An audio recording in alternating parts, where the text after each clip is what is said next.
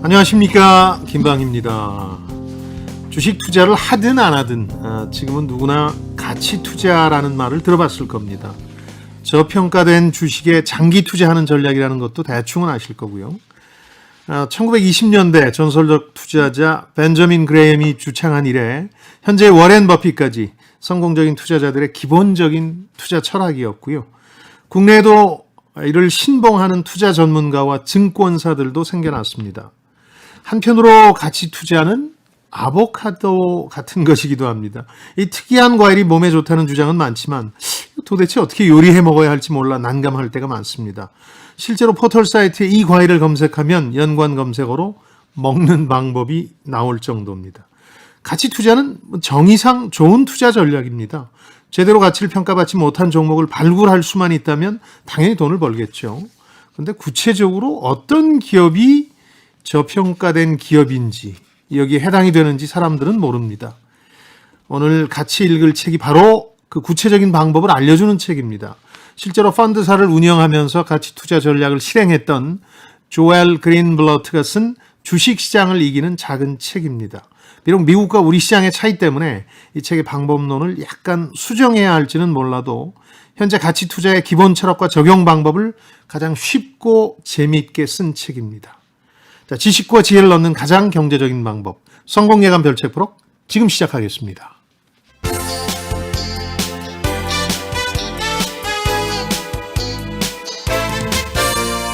KBS 1라디오 성공예감 김방희입니다.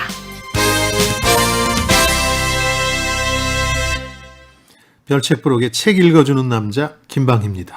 별림씨 어서 오십시오. 안녕하세요. 별책부록에서 별을 맡고 있는 광명수입니다. 반갑습니다. 투자가 일상이 된 지금, 이왕이면 행복한 일이 되면 좋겠죠? 주말 아침 성공예감 별책부록에 가치 투자를 하세요. 몇 달 만에 가장 듣기 좋은 얘기입니다. 정말 입 빨린 기분 소리라는 건 알지만 AI 쓸모있네. 기분 좋습니다. 자, 댓글 보고 가죠. 네, 샵 9730 KBS 콩 그리고 유튜브를 통해서 많은 의견 주셨습니다. 지난주 책은 일본의 살아있는 경영의 신 이나모리 가즈오의 왜 리더인가 함께 읽어봤습니다. 먼저 강훈필님, 리더라는 말만 들어도 참 막막하네요. 누가 진정한 리더일까요? 진정한 리더의 조건은요? 라고 질문을 주셨는데 소장님께서 정의하는 리더의 조건이 있다면 한 문장으로 어떻게 표현을 해주시겠어요? 공익에 대해서 책임을 지는 사람이다. 왜 그러냐면 우리 사회에 가짜 리더가 많은데 이 가짜 리더의 특성은 명분을 내세우는데 사익만 추구하는 분들이 워낙 많아서 공익을 위해서 책임을 지는 사람이다. 그렇게 정의하고 싶습니다. 역시 소장님께서 공익에 대해서 책임을 지고 계시기 때문에 이렇게 말씀을 해주신 거 맞죠? 전혀 그렇지 않습니다. 알겠습니다. 그리고 김기태님께서 이나모리 가즈오에 대해서 이분 결심하면 과감한 분입니다. 그럼요. 잘 항공에서 공무원보다 더한 구태 조직인 걸 깨닫고 무자비한 칼춤을 추더군요. 하지만 현장과 실적 위주로는 보답하죠. 그래서 대성공한 겁니다. 명언제족이라는 말씀도 드렸고 이때 구조조정을 하면서 한 명언이 있습니다. 저는 이게 오래도록 제 가슴에 남을 것 같아요. 소선은 작은 선은 대악에 가깝고 큰 죄악에 가깝고 대선 큰 이로움은 큰 선은 비정에 가깝다. 회사를 살리자는 건 사람을 잘라내야 되니까 비정에 가까운 거죠. 그런데 그냥 사람 안 자르고 가보자는 건 소소한 선인데 이거는 큰 죄악이죠. 나중에 회사가 망해버리면 모든 사람이 일자리를 잃는 거니까. 그렇죠. 멋진 말인 것 같아요. 역시 명언 제조기답습니다. 그리고 송유성님께서는 직원을 잘 관리하는 것은 아주 힘든 과정입니다. 경영자부터 솔선수범하고 조직 관리는 정비된 시스템으로 유지되어야 천년 기업이 될 수 있다고 봅니다. 라고도 해주셨네요. 가장 중요한 건 이나모리 가즈오도 늘 적극적으로 역설하는 부분입니다만은 리더가 먼저 나서야 된다는 거거든요. 국내에서 기업 회생의 신화가 많지 않아요. 왜냐하면 이 오너 일가들이 운영을 하기 때문에. 근데 드물게 끝이 좋지는 않았습니다만은 시작이 좋았던 게 봉고 신화로 유명한 기아 김선홍 회장 사례인데 엔지니어 출신인데 이분이 망해가는 회사의 최고 경영자가 돼서 맨 먼저 한 일이 비오는 운동장에 전 직원을 세워놓고 나부터 야전 침대를 갖다 놓고 희생할 테니 우리 다 같이 망한 회사에 다녔던 아버지로 기억되지 말자 네. 얘기를 해서 사람들의 마음을 돌렸던 적이 있거든요. 네. 그 비오는 날 운동장에서 많은 직원들이 울면서 결심을 했다고 해요. 네. 이런 게 리더가 먼저 나서야지만 조직은 바뀐다. 리더는 시키는 게 아닙니다. 먼저 나서서 책임지는 자리죠. 그러고 보면 우리나라 문화가 네. 아무래도 기업들 이제 오너 일가들이 다 CEO를 맡다 보니까 그럴 기회들이 많이 없었던 것 같기도 해요. 전문 경영인 신화라는 게 탄생할 여지가 별로 없긴 네, 하죠. 네. 이나모리가 저는 자기가 창업했지만 전문 경영인처럼 해왔던 거죠. 그리고 조성빈님께서는요.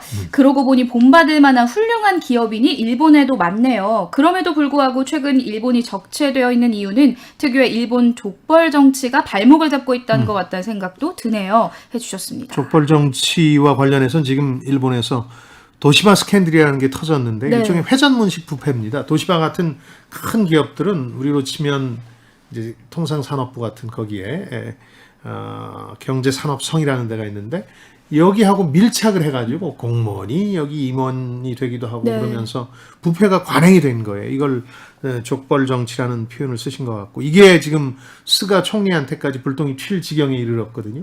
그만큼 아주 기득권층끼리 결합해서 부패한 이 부분이 일본 경제 혁신을 가로막는 것 같고요. 또 한 가지만 더 꼽으라면 네. 제가 방송에서도 얘기했던 갈라파고스 신드롬이라고 그러는데 갈라파고스라는 곳은 진화론이 탄생한 곳이잖아요. 워낙 기존의 다른 지역과는 다른 생물들이 많았기 때문에 탄생할 수 있었는데 일본은 시장이 우리보다 훨씬 크기 때문에 4-5배가 그렇죠. 되기 때문에 네. 굳이 우리처럼 해외 시장을 개척하기 위해서 목숨 걸지 않아도 돼요. 네. 자기 시장, 내수 시장만 장악해도 충분히 기업으로서는 생존할 수 있기 때문에 고립되는 거예요. 해외로 나가지 않고 내수 시장만 노리다가 세계화, 글로벌화에서 뒤처지게 되는 건데 그런 두 가지 요인도 작용해서 일본이 정체 현상을 겪고 있는 게 아닌가. 그러면 반면에 우리나라 같은 경우는 사실 내수 시장만으로는 조금 부족하기 때문에 살죠. 좀 발전할 여지가 좀 있었을까요? 오히려 수출 대기업 중심으로 해외 시장 개척에 목숨을 거니까 네. 지금 물론 이제 이른바 내수와 해외 시장의 온도차는 있죠. 지금 코로나 때도 수출 대기업은 잘 나가는데 네. 우리 소상공인이나 자영업자, 중소기업들은 어려운 거랑 똑같은데 그런 어려움에도 불구하고 우리는 일본보다 더 빨리 혁신할 수 있었던 게 바로 그런 해외 시장에 대한 절박함이라는 게 있었던 거죠. 네.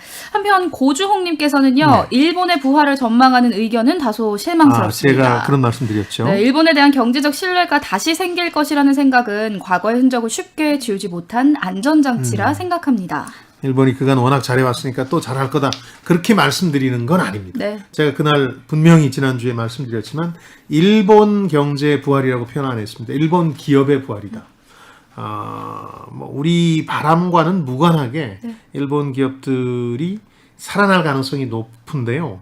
2010년 슈퍼앤고 이후에 좀 상당히 가라앉았었는데 도요타는 원래 자동차 회사는 잘해왔고 그 밖에 조금 무너진다는 징조가 있었던 소니, 파나소닉 같은 데가 지금 부활의 기미들을 보이고 있거든요. 다만 그 과정에서 아까도 말씀드린 도시바 스캔들처럼 어떻게 정경유착의 부패고리를 끊을 수 있느냐, 그래서 더 민간이 치고 나갈 수 있느냐, 이런 숙제가 남아있는데 일본 기업의 부활을 얘기했지 일본 경제 전반이 살아난다 이런 건 아닙니다. 네, 알겠습니다. 그런가 하면 김경태님, 성공을 위해서라면 이타적인 마음을 가져야 된다는 말씀을 늘 새겨듣고 살아야겠습니다. K9773번님, 우리나라에서 이런 이타적인 경영 철학 가졌던 분 생각해보니 유일한 회장님이 생각나네요 해주셨는데 유일한 박사님 이야기, 유일한 이야기라는 책으로 저희 별책부록에서 다루기도 했었잖아요. 네, 여전히 한국 기업가의 표상이죠. 네. 근데 시대를 너무 앞서서 그분 비스무리한 분들도 찾기가 어려워요. 아쉽네요. 네, 그렇죠. 그래도 그런 롤 모델을 가지고 있다는 게 어딥니까? 그렇죠? 네. 오늘 소개된 모든 분들께 커피 쿠폰 보내드립니다. 성공예감 홈페이지 선물방에 연락처 남겨주세요. 이어서 오늘의 주제로 넘어갑니다. 이풀기 토크. 네, 이번 주 책은요, 전 세계 투자자 주목을 한 몸에 받은 조엘 글린블라트의 주식 시장을 이기는 작은 책인데요. 이 책에서도 그렇고, 가치 투자에 대해서 이야기를 할 때, 벤저민 그레이엄이라는 인물을 빼놓을 수가 없는데, 네. 어떤 사람인가요? 지금 서점에 가셔도 벤저민 그레이엄의 책들이 많습니다. 네. 한 10여 종이 나와 있는데 이 사람은 19세기 말에 태어나서 1976년까지 활동했어요. 원래는 영국 출신인데 미국에서 투자를 했고 늙음하게는 이제 교수를 하는데 우리가 오늘날 증권 분석이라고 말하는 각종 분석 기법이라든가 기본 철학을 다 만들어낸 인물이라고 보시면 네. 돼요. 책으로 자신의 그 생각들을 다 남겼고 특히 대표작이 증권 분석이라는 책인데요. 애널리스트가 돼서 리서치 센터 같은 데서 연구할 땐 이 책부터 보게 되는 거죠. 저도 그랬습니다만은. 그래서 가치 투자의 아버지라는 별명도 가지고 있습니다. 그래서 이 책에도 이분 얘기가 많이 나오고요. 저평가된 우량주를 싸게 사라는 개념을 이분이 명쾌하게 제시했고요. 그 방법도 제시를 했습니다. 이 사람이 그 워렌 버핏을 직원으로 고용을 해요. 네. 우리가 잘 아는 세계 최고의 투자자를. 그렇죠. 그리고 자신은 모교인 컬럼비아 대학으로 돌아가서 이제 후학 양성에 힘쓰게 되는 거죠. 네. 지금 가치 투자의 아버지다라고 말씀을 해주셨는데 사실 워렌 버핏도 가치 투자의 철학을 강조하는 대표적인 인물이라고 꼽을 수가 있잖아요. 그렇습니다. 워렌 버핏은 많이 들어보셨잖아요. 그럼요. 유명하잖아요. 네. 그 이분이 바로 이 컬럼비아 대학 출신인데요. 제자이자 직원인 셈입니다. 네. 이 이제 워렌 버핏이. 그리고 재밌는 건 이 저자인 조엘 그린블러트 역시 이 학교의 겸임 교수로 가요. 그래서 미국 내에서도 월가에서는 이 컬럼비아 대학이 가치 투자의 일종의 그 산실이다 이렇게 얘기할 정도로 네. 이 부분 이제 중시하는 학교고요. 그러니까 경제만 증시에 반영되는 게 아니라 전에도 얘기했지만 오히려 이 펀더멘탈로 불리는 경제의 기초는 30% 정도로 적고 네. 70%는 오히려 사람들의 심리, 이른바 센티먼트라고 하는 것이 더 중요한 요소라는 점을 이 가치 투자를 하는 사람들이 특히 벤저민 그레이엄이 먼저 이제 알린 거예요. 뭐 교재도 그렇고 경제학에서도 늘 사람들 심리는 빼놓고 경제를 반영한 정확히 제때 반영한 게 증시다 이렇게 얘기하는데 아니다. 증시는 늘 변덕스럽고 네. 가끔씩 미치기도 하고 그런 개념으로 가치 투자라는 걸 이제 제시한 거죠. 사실 책 표지에 보면 20년간 연평균 수익률 40%다라는 이게 진짜 어마어마한 실적인 거잖아요. 그렇죠. 연평균이 40%면. 네. 네. 그런데 이거 치고는 좀 덜 유명하지 않은 거 아닌가? 그렇죠. 뭐 워렌 버핏 정도 돼 있어야 네, 되는 거 딱 아닌가 들으면 싶은데. 제가 알 정도는 아닌 것 같은 그런 느낌이에요. 이유가 있는데요. 첫 출발이 좀 금액이 적었어요. 아. 그러니까 고담 펀드라는 걸 1988년에 하는데 이게 네. 700만 달러 정도니까 우리 돈으로 한 85억 원으로 출발한 거예요. 이게 적은 돈이군요. 그렇죠. 이제 남의 돈을 받아서 투자하는 네, 네. 입장에서 보면 큰 돈은 아닌데 1995년 5억 달러 정도 자본 규모가 됐으니까 6천억 원이 됐으니까 네. 실적 자체는 훌륭한데요. 이 정도는 우리가 얘기한 그때 블랙락이나 블랙 이런 펀드들에 비하면 규모가 너무 작아서 네. 시쳇말로 쳐주지 않는다고 할까요? 그런 거죠. 이제 그래도 워낙 좋은 실적을 냈고요. 95년엔 또 이 사람이 외부 파트너나 투자자 자금을 다 돌려줘 버려요. 네. 그걸 이제 패밀리 부티크라고 하는데 자기 돈만 가지고 투자하는 걸로 만드는 거예요.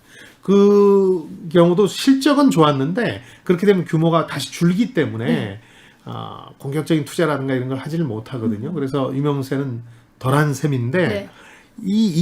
정작 유명세를 얻은 건 2014년에 자신이 붙어서 뮤추얼 펀드를 대중을 상대로 공모를 해서 뮤추얼 펀드를 4종을 이제 내놓는데 이게 아주 실적이 좋았어요. 네. 이분 이 책에 묘사한 이론대로 했는데 그러다 보니까 분쟁이 벌어져서 잘 되니까 아주 유명한 투자가 한 명하고 분쟁으로 거의 매일 경제 뉴스에 등장했던 적이 있어요. 네. 그리고 2005년에 이 책을 썼고 우리가 읽은 책은 5년 후인 2010년 네. 발간된 책이고요. 네. 이 책으로도 또 유명해졌습니다. 네, 그래서 네, 지금은 꽤 유명해졌는데 네. 초기에 워낙 작은 규모의 펀드를 굴렸기 때문에 그랬다 이렇게 이해하시면 될 그러니까 겁니다. 2005년에는 시장을 이기는 작은 책이라는 제목으로 출간이 됐었던 거죠. 그렇죠. 근데 이 개정 증보판이라고 하는데요. 네. 시간이 좀 흐른 다음에 조금 더 보태서 개정판을 내는 건데 제목이 눈치 빠른 분들은 아셨겠지만 한 글자가 틀려요. 오. 개정 증복판에 여기 보면 That Still Beats라고 돼 있거든요. 네. 시장을 이기는 작은 책인데 여전히 이기는 작은 책. 5년 후에 네. 왜 5년 후에 여전히 스틸이라는 표현을 덧붙였을까를 생각해 보면 큰 변고가 한번 증시에 있었거든요. 네. 2008년 글로벌 금융위기가 있었잖아요. 그러니까 이런 위기에도 불구하고 여전히 시장을 이기는 방법이다. 이런 차원에서 개정 증복판을 냈고 이게 국내에서 또 일종의 역주행이라 그럴까요? 꽤 이제 관심들을 받고 있는 것 같아요. 스틸이라는 단어가 들어가면서 뭔가 한층 더 자신감이 붙은 느낌이 더 그렇죠. 들기도 하거든요. 예. 그러니까 금융위기 같은 큰 변고가 와도 예. 가치 투자라면 시장을 이길 수 있다라는 걸 제목에서부터 강조를 한 걸까요? 비트라는 표현도 또 영어 단어인데 네. 유의하셔야 될 게 증권가에서 많이 쓰는데요. 시장을 이긴다는 거거든요. 네. 무슨 게임에서 이기듯이 이긴다는 건데 시장을 이긴다는 게 무슨 뜻이냐면 시장의 평균 수익률 이상의 수익률을 올린다는 겁니다. 예를 들어서 명수 씨가 수익률로 네. 한 10%를 기록했어요. 네. 그런데 지난해 우리 증시처럼 30% 이상 증시가 뛰면 10%가 대단한 건 아니잖아요. 그렇죠. 네. 그러니까 시장보다 높아야 진정한 실력이다 이렇게 보는 건데 네, 네. 시장을 이긴다는 beating the market이라는 표현을 써요. 그래서 책 제목도 beat라는 표현을 쓴 겁니다. 몸풀기 이풀기를 마쳤으니 이제부턴 심오학습으로 넘어가겠습니다. 오늘의 책, 주식시장을 이기는 작은 책. 이것이 궁금하다. 키워드를 뽑아볼게요. 첫 번째 키워드, 가격 대 가치. 가격하고 가치를 구분하는 데서 가치 투자가 시작이 되거든요. 어떻게 구분하느냐? 네. 이렇게 한번 생각해 보죠. 이 저자가 대학교에서 강연을 할 때 첫날 하는 얘기라고 그러는데 우리로 치면 삼성전자라는 대표적인 종목을 하나 보면 네. 지난 1년간 오늘 시점에서 지난 1년간 가격 변동폭을 한번 보죠. 그러면 최고가가 91,000원이었어요. 최저가가 52,700원이었거든요. 네. 그런데 어떤 기업이 1년 만에 거의 이렇게 2배 차이가 날 수 있을까요? 진짜 그 기업의 이익 창출 능력, 그러니까 기업으로서의 능력치를 얘기하는 거기서 2배가 1년 만에 차이가 날까를 생각해 보면 그렇지 않을 거라고. 쉽지 않은 일이죠. 그렇죠. 네. 뭐 그동안 뭐 회사에 큰 일이 난 것도 아니고 회사 설비를 대규모로 더 투자한 것도 아니고. 네. 그러니까 사람들 심리가 개입된 거죠. 펀더멘탈이라고 불리는 기업의 실체도 있지만 기업의 실체는 가치라는 거예요. value라는 건데 그 기업의 가치라는 게 있는데 그 가치의 가격을 매기는 건 사람들이니까 사람들은 그 가치의 플러스 마이너스 알파를 하는 거예요. 네. 그게 심리. 우리가 얘기했던 정서, 심리 같은 것들인데 그래서 그레이엄은 아주 유명한 말을 하는데 미스터 마켓이라는 표현을 써요. 이 심리라는 게 가격을 움직이니까 시장을 사람에 비유할 수, 변덕스러운 사람에 비유할 수 네. 있다. 그래서 미스터 마켓이 어떻게 할지 누가 아느냐 막 그런 얘기를 많이 쓰는데 네네. 심리라는 게 개입해서 가격을 결정하는 거죠. 기업의 가치는 1년 동안 거의 큰 변함이 없을 텐데 얼마인지는 모르죠. 그러나 사람들은 그거에 대해서 평가를 하는데 어떤 때는 굉장히 낙관적으로 평가하고 어떤 때는 굉장히 비관적으로 평가하면서 그 가격과 가치를 분리해 놓는다는 거죠. 교과서, 경제학 교과서에 나오는 완전히 효율적인 시장이라면 이런 건 없죠. 네. 사람들은 다 합리적이고 그 정보를 받자마자 즉각 가격에 반영하니까 가격이 거의 가치에 수렴해 가는데 거의 즉각적으로. 그렇죠. 현실에서는 그런 일은 벌어지지 네. 않죠. 매일 뭐 사람들은 기분을 가지고 투자를 하니까. 그래서 그 가치 투자의 기본 개념은 뭐냐면 가격이 싼, 저평가된, 가치가 괜찮은데 디스카운트된 네. 그런 종목을 고르면 돈 버는 거 아니냐 그런 개념이에요. 네. 사람들이 무슨 이유에선가 디스카운트 해버린 종목을 발굴하자. 이걸 이제 저평가된 주식이라고 그러는데 이 책에서는 더 정확히 이렇게 정의합니다. 우량주를 좋은 주식을 평균 이상의 기업을 염가, 디스카운트된 가격 네. 그러니까 평균 이하의 가격에 사라. 네. 그럼 무조건 돈 버는 거죠. 그렇죠. 뭐. 좋은 회사 싸게 사면. 그렇죠. 근데 그 구체적인 방법을 제시한다는 점에서 이 가치 투자는 단순한 철학은 아니고 거기에 기법까지 들어가는 네. 거죠. 특히 그레이엄은 무슨 얘기를 하냐면 안전마진이라는 얘기를 하는데요. 가치와 가격의 그 괴리가 꽤 벌어진 안전 마진이 있는 걸 골라야 된다. 네. 결국 떨어지더라도 예를 들어서 내가 보기에 삼성전자의 가치는 8만 원인데 그러면은 5만 원에 사면 가격이 좀 떨어지더라도 안전 마진이라는 게 있는 거잖아요. 오를 3만 원에. 거니까. 네네네. 그렇죠. 뭐 오르지 않더라도 3만 원 다 까먹는 건 아니니까 네네. 좀 떨어져도 견딜 여력이 있는 거죠. 네. 이걸 투자 안전 마진이라고 했는데 안전 마진이 있는 주식을 고르라는 얘기를 계속 하는 거죠.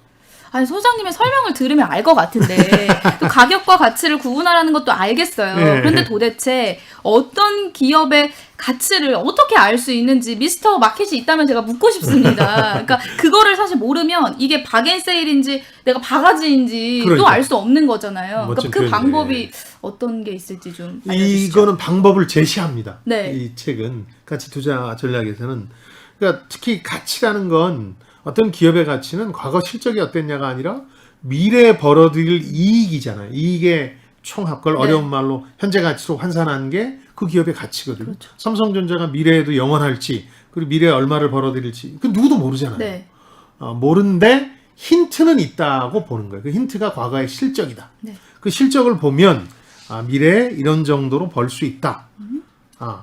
하는 거죠. 네. 근데 과거에 벌어진 일이 무조건 미래에 반복되느냐? 그런 또 이제 철학적 의문을 제기할 수도 네. 있는데 지금 뭐 우리 증시에 존속하는 상장 기업 정도 되는 큰 기업들이라면 그럴 가능성이 높다고 보는 거죠. 영속가 기업의 시대에 네. 영속 가능성이 있다고 보면 뭐 이 정도 계속 번다고 봐야 되지 않나 하는 전제하에서 계산해 볼 수 있는 거예요. 그 기업의 가치를 계산하는 구체적인 방법들을 이 책이 이제 제시하는 거죠. 그럴 만한 가치가 있다. 그렇다면은 우량주를 연가에 사라라고 말씀을 하신 거잖아요. 예, 예. 그러려면은 그 종목이 떨어질 때까지 혹시 기다려야 되는 건가요? 아닙니다. 그 떨어질 때 기다릴 수도 있지만 어떤 특정한 지표를 통해서 이미 많은 사람들이 올랐다고 생각한 수준도 그 가치를 반영 못한 것일 수도 있는 거잖아요. 네. 예를 들어서 뭐 어떤 기업이 있는데 시장에서 최근에 막 올라서 한 30%가 뛰었어요. 네. 그런데 가치를 따져보면 미래에 벌어들일 이익들을 생각해보면 아직도 제대로 반영 안 됐을 수도 있거든요. 어떤 더 거는 오를 수 있는 그렇죠. 얘기네요. 지나치게 반영됐을 수도 있죠. 예를 들어서 올해 1월부터 한 4, 5개월 동안 디스카운트된 테슬라라는 기업을 생각해보면 네. 이익을 거의 못 내는데 엄청나게 앞으로 이익을 많이 낼 거라는 전제하에 네. 가격이 많이 뛴 거거든요. 그렇죠. 그 염가라고 생각하고. 네. 그런데 1월 말 이후에 보니까 다른 데도 전기차를 다 만들어낼 거네. 네. 그리고 테슬라가 생각보다 빨리 만들지 못하네. 이런 의구심들이 생기면서 염가가 아니다. 디스카운트된 가격이 아니다. 그래서 가격이 쭉 빠졌던 거죠. 그래서 과거의 실적을 가지고 미래를 전망하는 겁니다. 그리고 그런 건 어느 정도 입증이 됐다고 네. 보는 거죠. 그런 전제하에 같이 투자를 하게 되는 거죠. 오늘 그 방법들을 더 한번 좋습니다. 알아보도록 하겠습니다. 이어서 다음 키워드 뽑아볼게요. 두 번째 키워드, 마법 공식. 이 매직 포뮬러라는 말 자체를 이분이 만든 거예요. 네. 그래서 아주 유명해졌는데 지금은 많이 씁니다. 증시에서도. 크게 보면 두 가지를 유심히 보는데 그 중에 하나가 그러면 이제 우량주를 염가에 디스카운트된 가격에 사라고 하지 않았습니까? 그렇죠. 우량주를 어떻게 살 거냐? 네. 자본 수익률이란 개념이 등장하고 이걸 이해해야 되는데 얼마를 투자해서 얼마를 벌어들이냐. ROC라고 책에는 하는데 전반적으로 이런 투자 대비 이익을 ROI라고 합니다. 네. 투자 이익률이라고 하는 것. 이익률. 여러 가지 거기에 이제 뒤에 붙는 말이 investment 투자에 해당되는 게 뭐 여기선 C는 캐피털 자본이고 네. 또 어떤 건 이 다양한 기준을 대상으로 해서 얼마를 벌어들이냐를 따지는 건데 자본 수익률이 높은 걸 우량주라고 보는 거죠. 네. 적은 투자로 많은 이익을 내는 당연한 거죠. 이거는. 네. 이 책에서는 자기 아들 친구인데 학교에서 껌 강매하는 학폭 가해자 얘기를 하나 기업에 비유합니다. 네. 이 사람이 이제 껌을 팔아서 돈을 버는데 예를 들어서 100원 투자해서 200원 남기는 거하고 100원 투자해서 50원 남기는 거 뭐가 우량한 기업입니까? 200원 남기는 게 그렇죠. 같은 투자라면. 네. 반면에 같은 이익이라면 적은 돈을 투자해서 그 이익을 내는 게 좋은 네. 회사고요. 그런 우량주를 찾아야 된다는 거죠. 그래서 이게 이제 하나의 기본 개념이고요. 또 그럼 디스카운트된 가격은 뭐가 디스카운트된 거냐? 이익 수익률이라는 개념을 얘기하는데 earning yield라는 표현을 쓰는데 그 이익을 그 주가하고 비교를 해서 이익을 많이 내는 회사가 좋은 회사니까 이익 수익률이라는 그 두 가지 개념을 가지고 염가라는 걸 판단해요. 최근에는 PER, 퍼라는 걸로 이걸 대신하는데 기본적인 개념은 그럼 얼마나 이익을 내고 있느냐. 예를 들어서 그 껌 강매하는 아이를 회사에 비유하면 이익을 같은 그 기업을 팔려고 하는데 나중에 가치를 따질 때 이익을 많이 내는 회사가 좋은 거잖아요. 그렇죠. 그러니까 그 두 가지 개념을 가지고 하나는 자본 수익률, 또 하나는 이익 수익률이라는 걸 가지고 두 개를 합쳐서 둘이 좋은 회사를 찾으면 우량주를 디스카운트된 가격에 살 수 있다는 거죠. 그 부분들을 다 고려해야지만 우량주를 연가된 상황에서 제가 살 수 있다 이런 이야기를 근데 하신 이제 거잖아요. 너무 복잡하게 생각하시면 할 게 나중에 가면 이걸 하나하나 따로 우리가 떼서 설명드리겠지만 네. 특정한 지표로 나옵니다. 네, 지표로. 그러니까 평균 이상의 기업을 평균 이하의 가격으로 사면 장기적으로 성공한다. 이렇게 정의를 내리면 될까요? 장기적으로라는 말이 상당히 중요합니다. 이 책에서 거듭 얘기하고 있는 게 네. 실패가 나타난다는 겁니다. 뭐 적게는 4개월 동안 시장보다 못한 성적을 낼 수가 네. 있고 심지어는 1년, 2년도 연속될 수 있다는 네. 거죠. 그런데 장기적으로 10년 정도를 생각하면 무조건 이긴다. 저자는 이렇게 주장하면서 실제로 이제 백 테스트라 그래서 애널리스트가 되면 많이 하는 겁니다만 과거 자료를 가지고 돌려봅니다. 네. 그런 기업들을 지금 고를 수 있잖아요. 컴퓨터로 고른 다음에 돌려보는 거. 네. 그랬더니 아까 얘기한 단기적인 실패는 나타나지만 장기적으로는 무조건 시장을 이길 수 있다. 이렇게 주장합니다. 시장을 이겼다라는 건 성공을 한 거잖아요. 예. 그러니까 저자는 1988년부터 2009년까지 지금 방금 말씀해 주신 것처럼 실제 기업의 주가 자료를 가지고 마법 공식을 적용한 결과라고 소개를 했는데 예. 시장을 이기는 책이잖아요. 확실히 시장을 이겼나요? 그렇습니다. 88년이 자기가 펀드를 시작한 해이기도 하고 네. 87년 블랙 먼데이 직후의 해이기도 한데요. 네. 이 기간 동안 돌려봤더니 시뮬레이션을 돌려봤는데 1000개를 골라잡아서 아까 얘기한 두 가지 수치가 좋은 1000개를 골라잡아서도 해봤고 3500개를 골라잡아서도 해봤는데 시장 평균은 9.5%예요. 이건 제가 메모를 좀 보면서 말씀드리겠습니다. 마법 공식을 적용한 경우에 1000개 종목은 19.7%, 20% 가까이 되죠.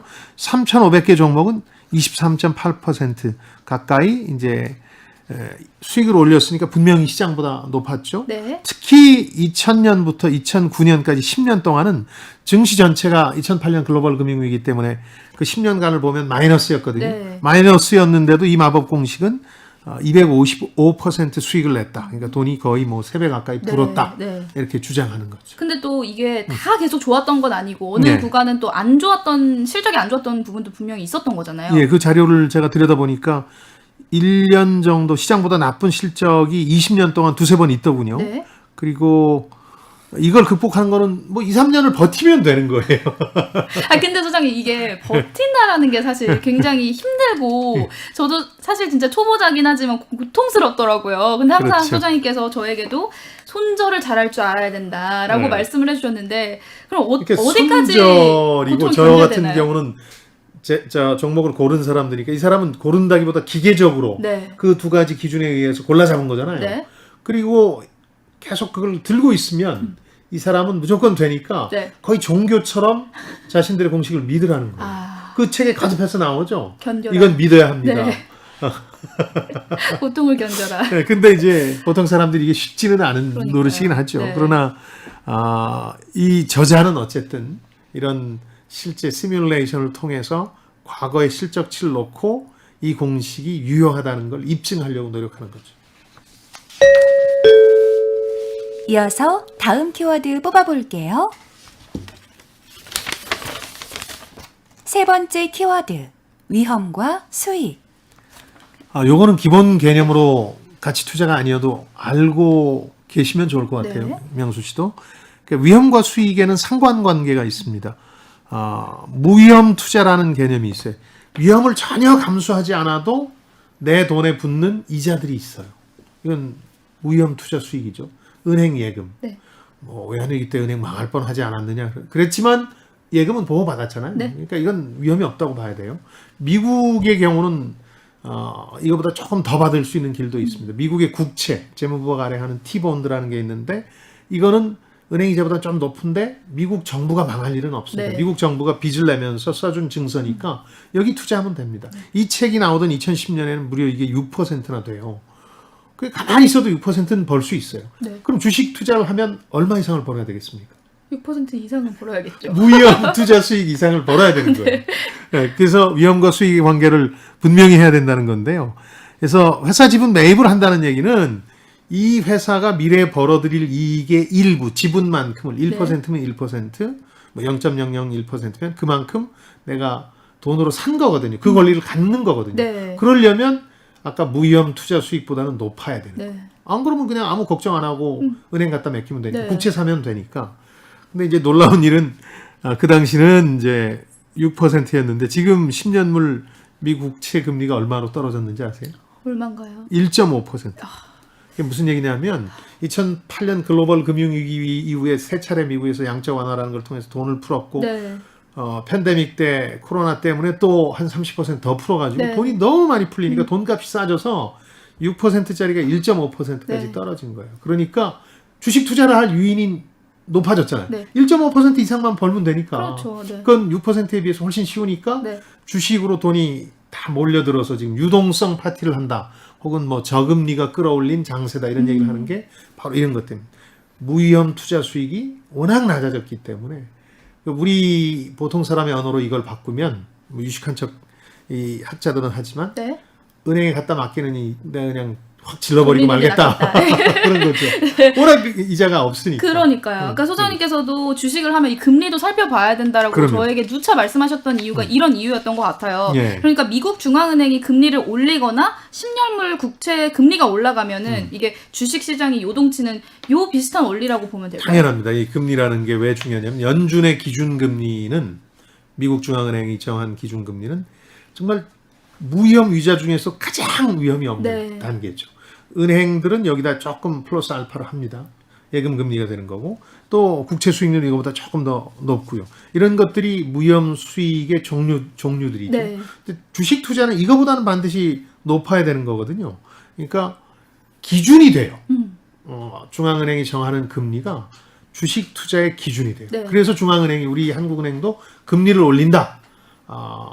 빨리 올린다. 또 높이 올린다 그러면 증권에는 타격이 되는 네, 이유가 네. 바로 여기 있는 거예요. 기준이 되는 주식 투자를 할까 말까 기준이 되는 게 올라가 버리는 네. 거니까. 그렇죠. 확실히 영향을 미치는 부분이 맞는 것 같아요. 굉장히 중요한. 네. 어찌 보면 가장 중요한 변수죠. 그래서 하반기에 한국은행이 기준 금리를 올릴 가능성이 있다라고 했을 때 네. 성공예감에서는 사실 한두 번 올리는 걸로는 뭐 충격이 없을 거다라고 진단을 하셨는데 그러면 악재가 될 수 있다라는 기준을 언제라고 판단을 하면 될까요? 1%포인트를 올리면 악재가 되겠죠. 근데 지금은 네. 미국하고 똑같이 우리가 맞추느라고 공식처럼 4분의 1, 그러니까 쿼터라고 표현하는 0.25%포인트씩 한 번에 올리거든요. 네. 올해 많이 올려야 두 번이라고 이주열 총재가 얘기를 했는데 두 번이면 0.5%포인트거든요. 이 정도로 지금 이렇게 많이 풀린 돈, 주식 투자에 지난해 63조 원이나 들어온 돈을 몰아내기는 어렵다. 네. 1% 정도는 올라야 이게 좀 올랐네 하고 돌아서는 돈들이 생길 거다. 그렇게 보는 거죠.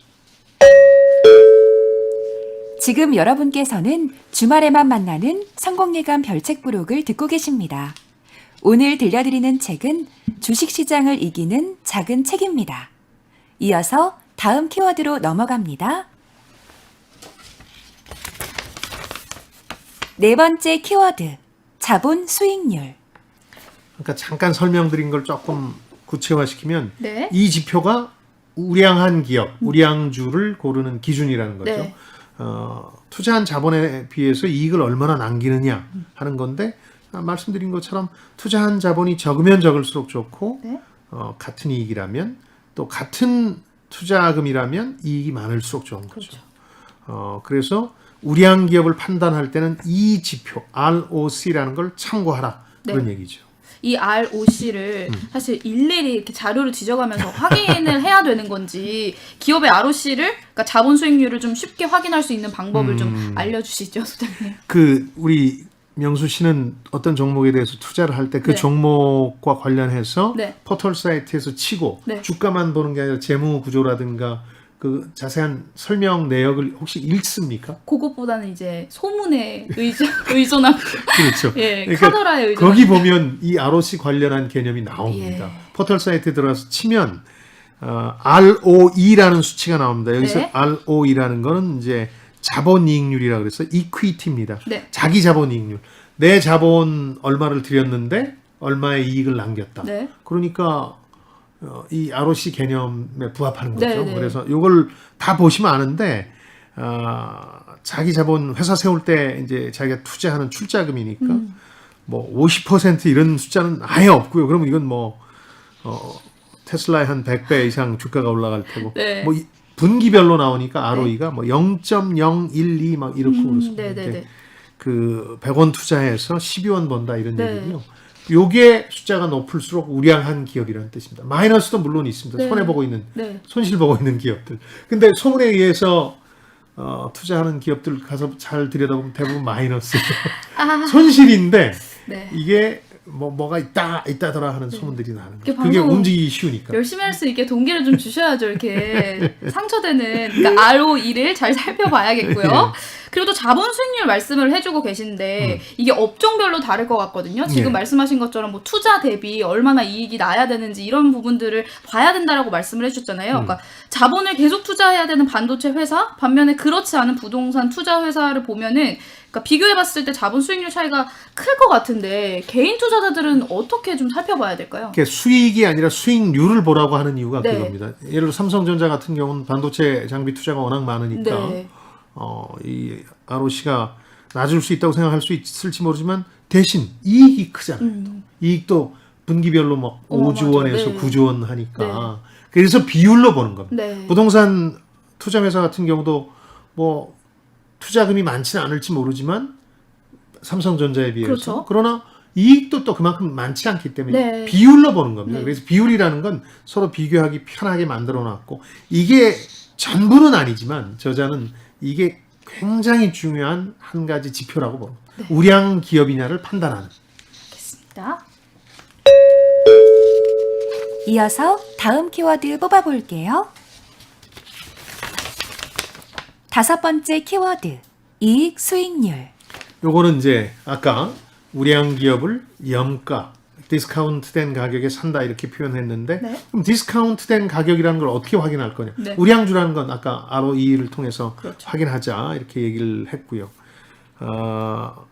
수익 많이 내는 데가 그럼 저 염가냐? 네. 아니죠. 수익 많이 내는데 주가가 비싸면 그럼- 이미 많이 올랐으면 염가가 아니잖아요. 그렇죠. 이익은 많이 내는데 주가는 싸야 네. 이게 디스카운트된 가격이잖아요. 그 가치가 제대로 반영이 안 된 가격이잖아요. 네. 그러니까 이걸 어떻게 판단하냐면 주당 순이익이란 개념이 있습니다. 여기 이제 earning yield라고 한 거는 구체화시키면 주당 순이익인데 네.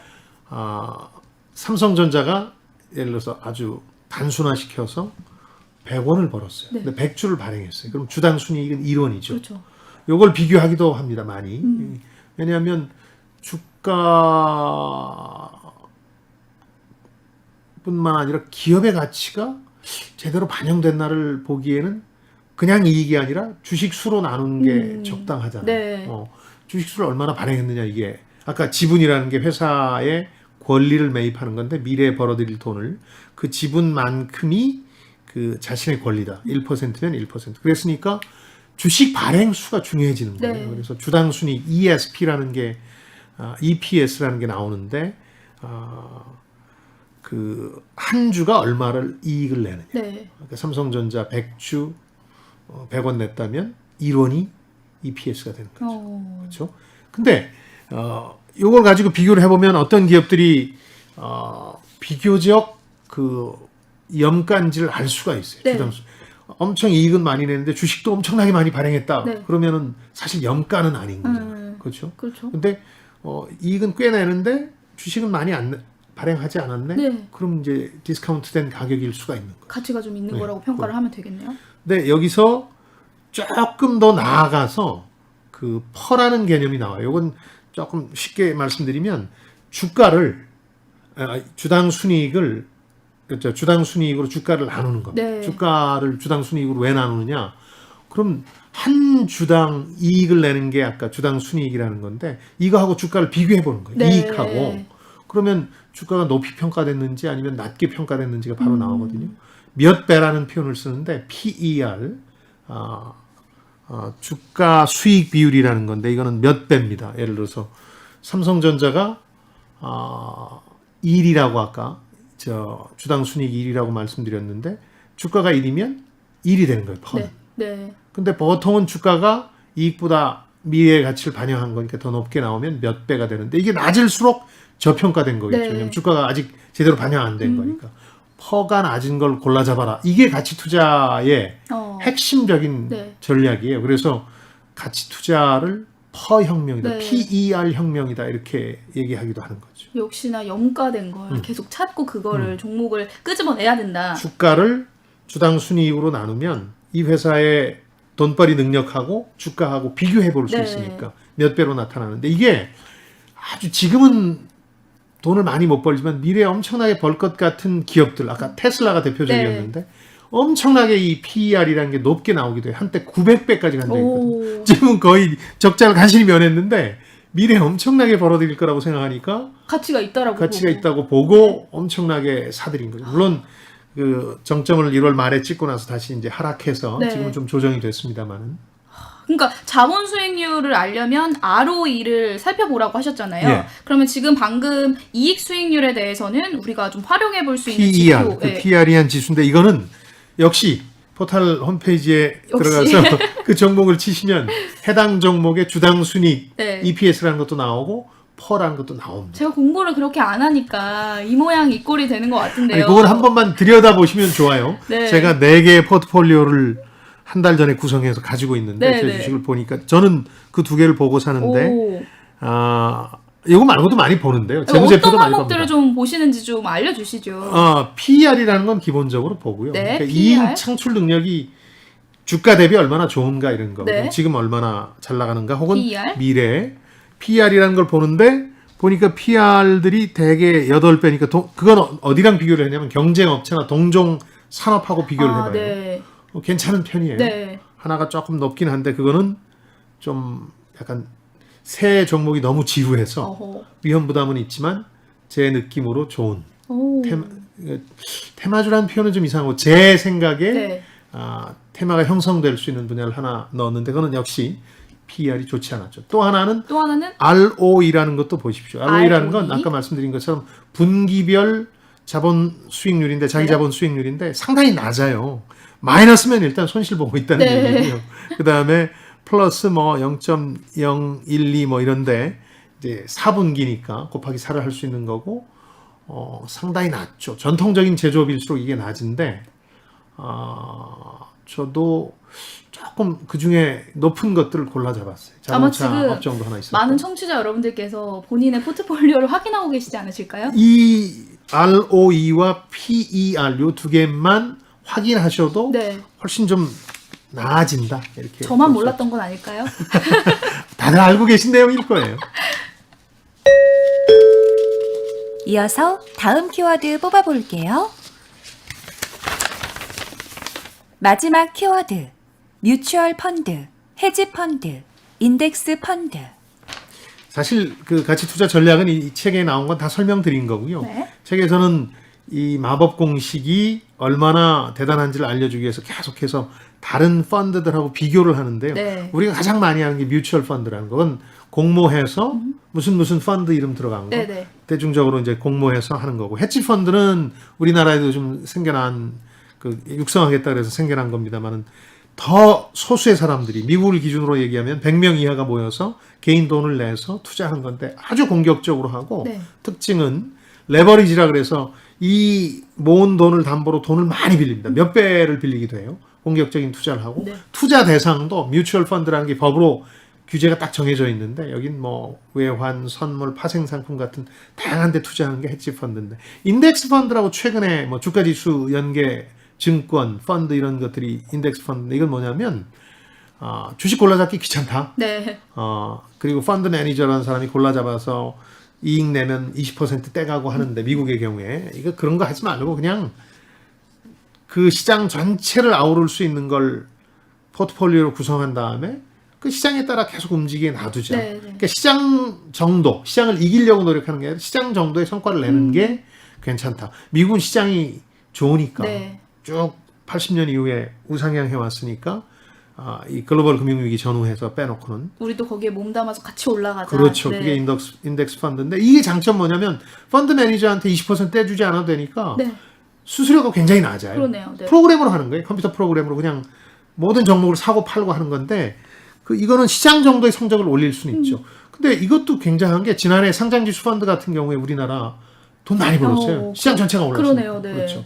그런 점에서 이것들하고 비교하는데 그러나 저자의 주장은 지속적으로 10년 이상을 봤을 땐 무조건 포뮬러, 매직 포뮬러, 마법 공식이 1등했다. 네, 장기적으로 봤을 장기적으로 때. 10년. 네. 그러니까 그렇게 결과적으로 얘기하는 거죠. 기업 자료를 집어넣고 뚝딱 돌려서 나온 데 투자를 하면 시장을 이긴다라는 이야기인 것 같은데 예. 그러니까 설령 이렇다 치더라도 소액 투자자보다는 증권사나 뭔가 투자 전문가들에게만 더 유리한 게 아닐까라는 그럴 수 생각이 있죠. 들거든요. 아까 뭐 1000개 종목을 골라잡아라, 네. 3500개 종목을 그건 알 리가 골라잡아라. 없잖아요. 그렇죠. 그걸 할 수도 없고. 네.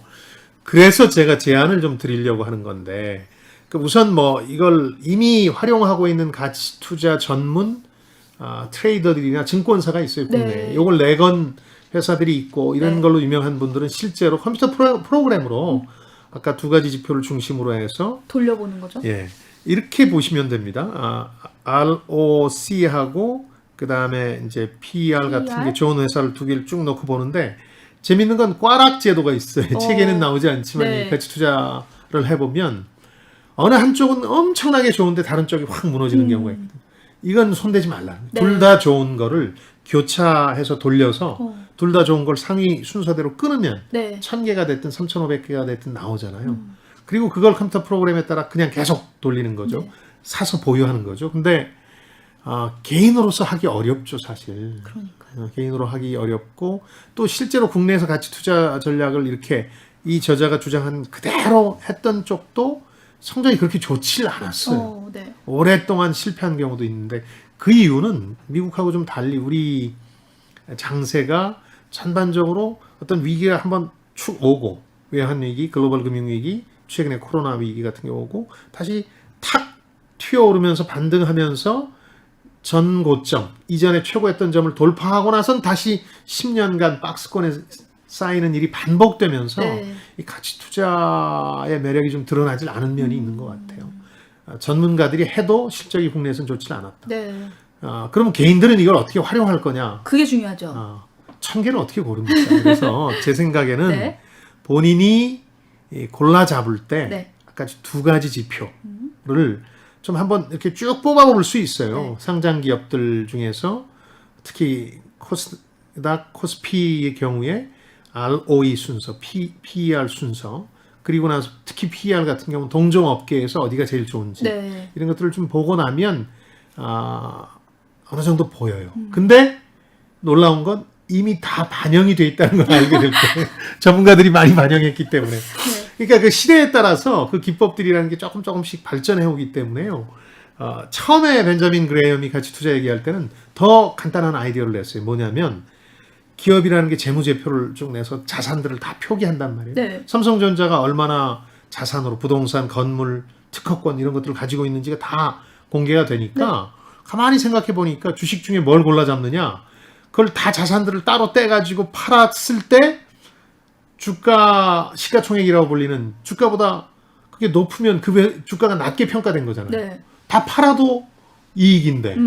그래서 순자산 가치 PBR이라는 수치가 또 나오는데 그것보다 높은 거 주가가 낮은 것들을 골라 잡으면 최악의 경우 그 회사 망해서 다 팔아 치워도 주가 이상 나오는데 네. 하면서 그걸 골라 잡으라고 전략을 얘기했고 어. 1920년대는 엄청난 히트한 전략이었는데 네. 지금 그런 기업들이 없어요.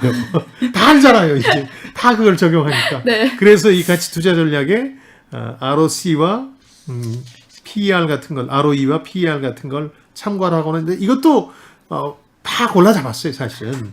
그래서 오히려 거꾸로 저는 이제 한 서너 종목 포트폴리오를 만들어서 투자하실 때 이 네. 숫자도 봐라. 네. 이 숫자 상위 순서대로 쭉 하는 것보다는 그냥 이 숫자도 굉장히 중요한 숫자다. 이 우량주를 싸게 살 수 있느냐 여부에 달려있다. 아무리 좋은 회사라도 엄청나게 이미 비싼 경우가 있거든요. 네. 그걸 사면 안 되는 거거든요. 혹은 아무리 그 디스카운트된 종목이라 하더라도 곧 망할 회사가 있잖아요. 우량 회사가 아닌 경우. 그렇죠. 그건 싸다고 투자하면 사면 안 안 되죠. 되죠. 네. 그 두 가지를 비교해서 보라는 의미에서 그러면 어느 정도는 걸러내는데 도움은 된다. 소문에 사서 피해를 보는 일은 막을 수 있다는 뜻입니다. 알겠습니다. AI가 선정한 심쿵 한방. 오늘의 책, 주식시장을 이기는 작은 책을 관통하는 핵심 구절. 한방에 정리해드립니다. 나는 마법 공식과 마법 공식을 뒷받침하는 원리를 미래 투자의 지침으로 삼는 것이 당신이 이용할 수 있는 가장 좋은 투자 방안 중 하나라고 믿는다. 마법 공식 같은 것은 없습니다. 이 책은 펀드 투자자로서 이걸 이제 운영해 봤고, 그래서 실적이 좋았다는 증명을 하고 있는데, 모든 사람이 이 마법 공식을 믿고 투자한다면 이미 주가는 반영돼서 더 높아지기 때문에 네. 우량주를 염가에 살 수는 없습니다. 그런데 이 마법 공식의 원리, 뒷받침하는 원리를 이해하시면 주식 투자하는데 상당히 유용하게 써먹을 수 있습니다. 내가 투자하는 것이 말씀하신 대로 소문만 듣고 하는 경우도 있고 그냥 그 회사가 멋져 보여서 하는 경우도 있어요. 언론 같은 데 많이 나오니까. 네. 근데 그 회사의 속 내용을 들여다봐야 하고 속 내용의 핵심은 회사가 우량하냐 그리고 그것만 봐서는 안 되고 주가는 싼가 그 두 가지를 보라는 기본적인 철학은 우리한테 분명히 제시해주고 있기 때문에 상당히 유용하다. 그래서 가치 투자에 대한 이해뿐만 아니라 기업과 주식 투자 전반에 대한 어떤 이해를 높여주는 책이니까 한번 읽어보시면 도움이 될 거다. 네, 알겠습니다. 다음 주 책이 도착했습니다. 네, 본격적인 휴가철을 맞이해서 다음 주부터 7월 한 달간 휴가지에서 부담 없이 읽을 수 있는 책들 골라볼게요. 그 첫 번째 시간으로 두려움을 넘어 창조적으로 사는 법, 엘리자베스 길버트가 쓴 빅 매직 읽어보도록 하겠습니다. 너무 지적인 책 그리고 두꺼운 책은 고르지 않도록 하겠습니다. 여러분들 휴가 기간 중에는 좀 쉬엄쉬엄 온뿐만 아니라 오프도 해가면서 이제 지내셔야 되니까요. 네. 우리 광명수 씨가 무척 좋아하시는데 자, 한층 더 강한 지적 게임으로 돌아올 성공예감 별책 부록 다음 주에도 기대해 주시고요. 네, 유튜브 별책 부록과 김방희 TV 그리고 팟빵을 통해서도 다시 들으실 수 있습니다. 댓글이나 의견 많이 남겨주세요. 네, 책을 통해서 세대 간 소통과 공감을 나누는 시간이죠. 성공예감 별책 부록. 저희는 다음 주말에 다시 찾아뵙겠습니다. 별의별 이야기를 책을 통해 나누는 별책 별책 부록 부록. 다음 주에